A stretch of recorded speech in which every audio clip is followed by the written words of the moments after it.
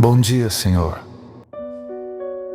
Nesta quarta-feira, dia 4 de março de 2026, eu me coloco diante de Ti com gratidão e fé.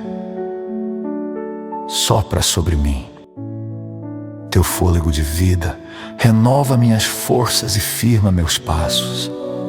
Que a Tua paz governe meu coração e que toda ansiedade se transforme em confiança.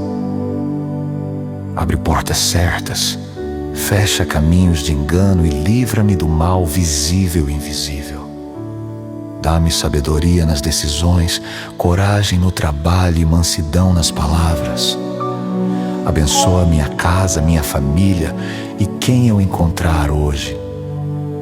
Que eu seja luz, instrumento do Teu amor, e que o meu dia produza frutos de bem.